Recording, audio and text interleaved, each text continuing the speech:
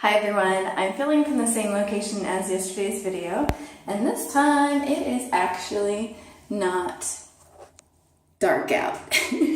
So this is one view of part of Hangzhou, China.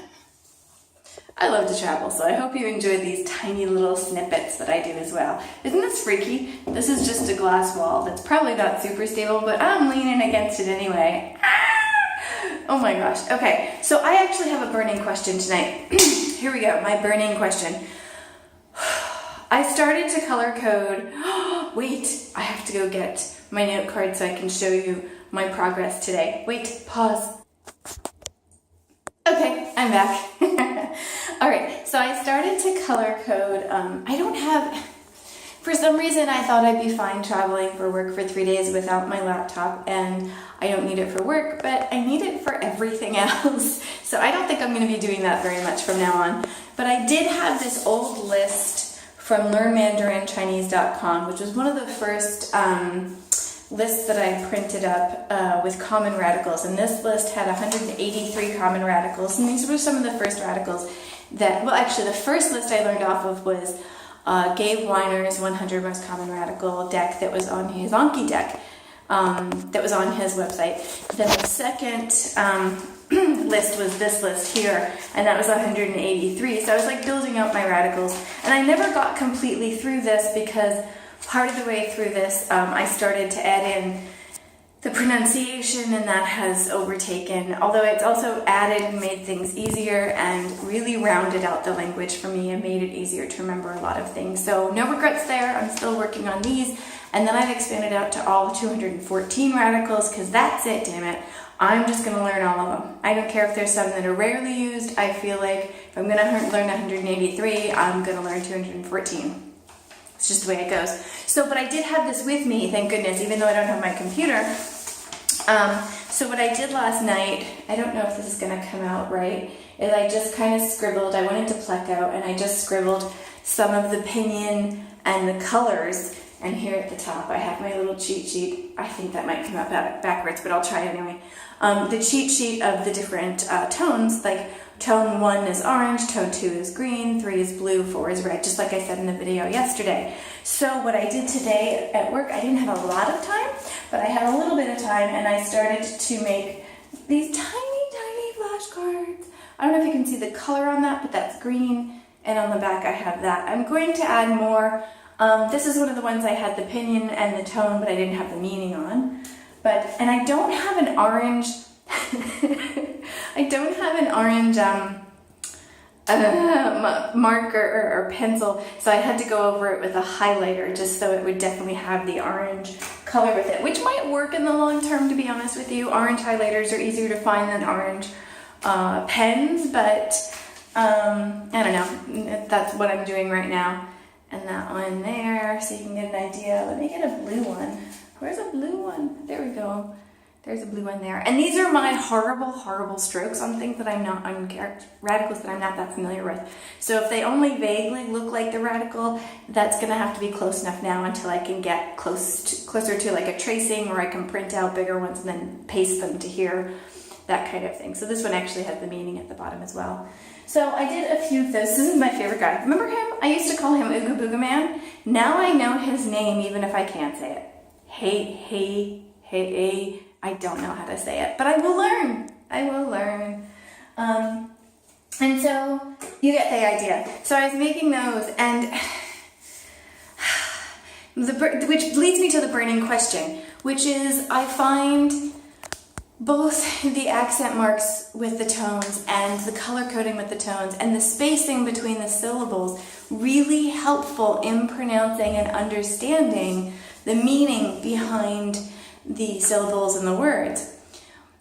My burning question is also partially a frustration with how Chinese is translated, is especially on street signs, because that's how I'm seeing most of the things, is why the heck are the spaces gone in the pinyin, and why is there so much pinyin without tone marking? Like what, how do, dear not native speakers, I hate that phrase, dear fluent speakers of the Chinese language, when you look at street signs that have both the hanzi, and the pinyin, but the pinyin is accentless. It definitely doesn't, it's not color-coded, right? I mean, of course not. That's for learning purposes. That's a training wheel. But it doesn't have accents. There are words that have multiple, like the same pinyin, but there aren't, and there are characters that are the same that are different. I don't know, there's so much replication between characters and pinyin, and by replication I mean duplication, that I find it super, super difficult to know, one, which one it is, and two, more importantly, how to say it without the accent. Do you literally just start to memorize character, pinyin, that's the tone? I mean, do you have to memorize all three of those things in order to say something as simple as a street sign? And like the metro stop I was at yesterday that I still don't know how to say, Zha Long Kou. It had, when I looked it up on the translated metro map, that was me thinking, that was my thinky face. It had Ka Long together in the pinyin with no accents, and then Ko, I can't say it right now. That one was there. So it looked like two words when actually it was three syllables. And if I am translating it correct, which I still don't even know if I am, that exploding dragon mouth. Am I translating that correct? I don't know. I'll try to leave a picture here, but I don't have my computer, so it's hard to edit stuff into the videos this week. So if I am translating that right, it's blah, blah, blah, like three words. So why isn't there a space between these two? Between exploding dragon mouth, between exploding dragon. Why wasn't there a space between there? But there was a space between exploding dragon and mouth. Like, are adjectives and nouns in Chinese fused together? That doesn't make sense. The characters weren't fused together, and I can start to see the spaces within the character boxes. That's becoming way, way easier with time. But with the pinyin, I'm still struggling with when there's pinyin, when people/organizations choose to put the spaces between the syllables and when they don't. I don't understand the standardization between the spaces in the pinyin. So my space issue has moved over from hanzi to pinyin. So how do you know? Do you have to memorize the character, the pinyin, and the tone, and use those two to know the tone, to know how to say one stinking syllable? Is that the process? And if that's the process, that's totally fine, because finally, after 3 months, I've got, for these like 100 or so radicals, I think I may actually have all that information in one area, or at least I will when I'm done making these flashcards. And then I also will have a digital version on Pleco. Whoa, that was crazy. Then I'll also have a digital version on Pleco, and those gigantic, important base things of the language will be in my head in some way, shape, or form. But is there some way around this? So I'm guessing no, but I just want to check for people that know how to speak and read Chinese, Mandarin, whatever it is. I'm really tired, I'm sorry. Whatever it should be called, that I'm probably not calling it correctly. Do you need all three of those components in order to say something that you're reading, either on a street sign or in the paper or anywhere at all? Anywhere at all. Well, it can't be in the paper, because if you're reading the newspaper, honestly, they don't even have the pinyin, so you've just got the character. Oh my God, how do you know how to say it? Seriously, how long does it take you to learn how to read Chinese?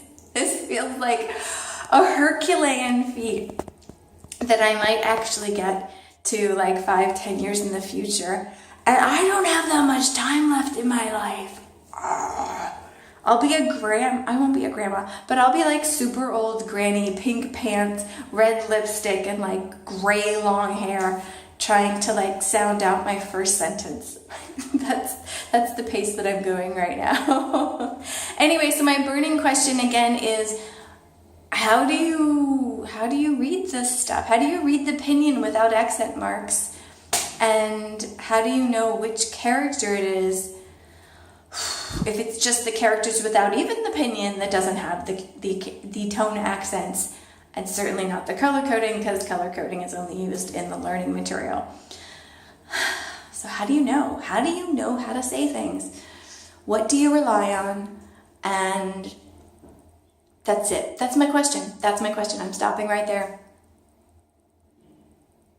Thank you. I forgot my intro and my conclusions today in Chinese, and that's going to have to do because it's been a really long week in Hangzhou. All right. Oh, wait. Maybe I can remember goodbye. Sajian? Sajian? I think it's Sajian. Can I do adios and claim that it's language 2 interference?